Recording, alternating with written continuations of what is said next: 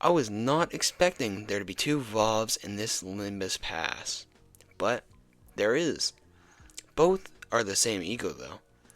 They are both bind. The first one is Outis's bind, and the other one is Heathcliff's bind. But today we're going to be covering Outis's bind. Outis's binds is a Vov level E.G.O. It's got a 20 base with a plus 10 roll, blunt damage, surprisingly, attack weight of 5. That's pretty good. So before attack, gain highest pride or sloth resonance, attack weight maximum of 2, which will make your attack weight maximum of 7, which is very, very solid. And amount of stagger threshold raised by Charm Burst increases 100%. That is pretty nasty. And after attack, for the next 3 turns, lose 8 sanity at every turn end. That's kind of scary. That's like 8 plus 8 plus 8. That's a whopping 24 sanity that you're losing. That is not nothing. I'll tell you that much. On hit, you inflict 6 tremor. It's pretty good. On hit, you trigger. Oh my goodness, what is this? Amplitude conversion into tremor fracture. And on hit, you burst tremor. So let's see what this tremor fracture is all about. So it seems when staggered and one of the sum of potency of the tremor and or count adds up to 20 or higher, raise the stagger level by 1. Cannot exceed the maximum level of stagger with this effect. Interesting. So I suppose it lowers or raises their stagger threshold. That's interesting. Another type of tremor. That's I don't know how to feel about that. But I do feel good about it. But what I do know how to feel about is its passive, Grand Welcome. After this unit either staggers or defeats an enemy, you gain 1 Pride E.G.O resource and 1 E.G.O resource of another random affinity, 3 times per turn. Now, this might sound pretty good if you're just listening like, oh, this is nice, free E.G.O resources. Nah, not really. Sinclair, his impending day, if you defeat an enemy, you gain 5 E.G.O resources of the affinity that you defeated them with. So, here you'll gain them for staggered, but how much times can you really stagger them before you kill them? At the best case scenario, you'll stagger them 1 time before you kill them, which will give you a whopping 4, but Sinclair will give you 5. So I think Impending Day kind of beats us in the passive category, honestly, which I was not expecting. This E.G.O is full of surprises. I suppose she only cost 10 sanity? That doesn't feel right at all, but, well, that's what she says. And it'll cost you 1 Wrath, 1 Lust, 4 Sloth, and 4 Pride. So for a whopping 10 resources?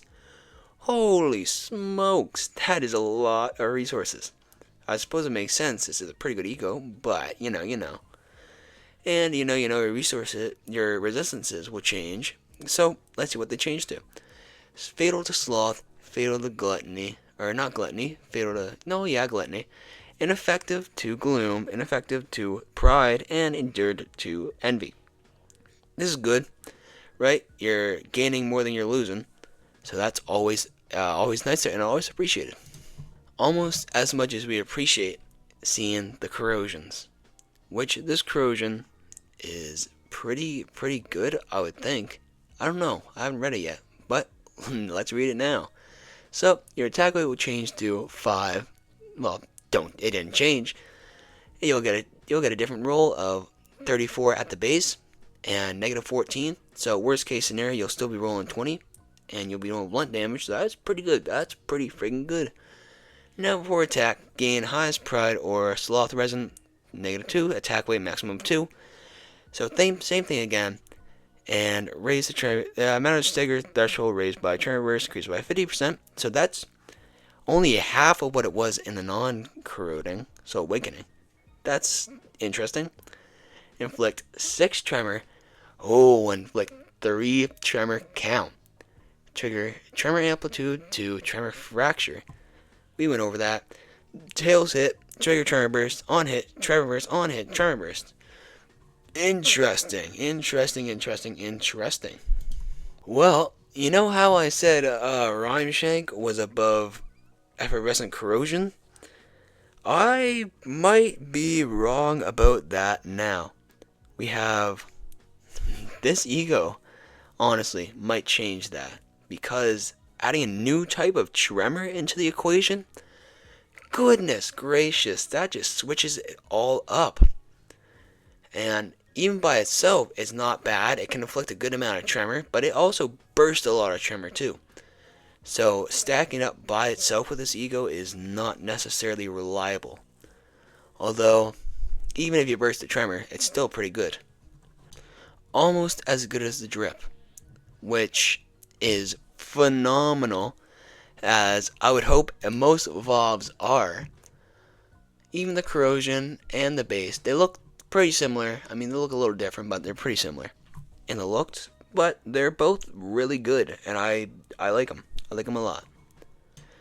And the strength of this E.G.O is fairly good, fairly strong. Burst of tremor, and it also does more. It also the 100% more from tremor burst is phenomenal, and so is the 50, to be honest.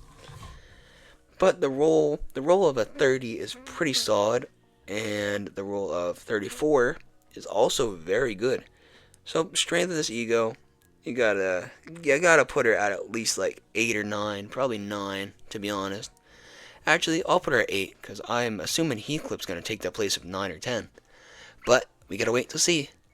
But what we don't gotta wait to see is the usefulness of this E.G.O.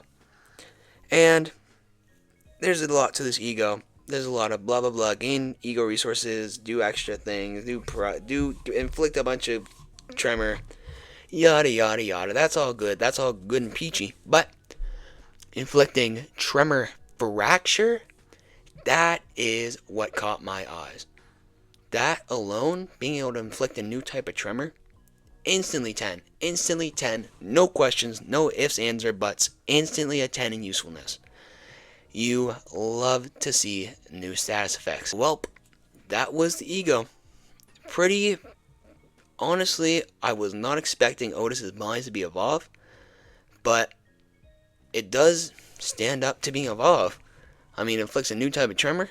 That's always interesting. Got a bunch of attack weight, but does a bunch of stuff. Does a bunch of stuff with tremor.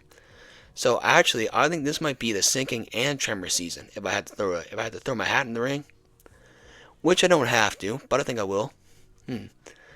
But yeah, let me know if you think this E.G.O is nearly as good as Heathcliff's, because I'll be covering that tomorrow, or yeah, probably tomorrow. So yeah, have a good one, y'all.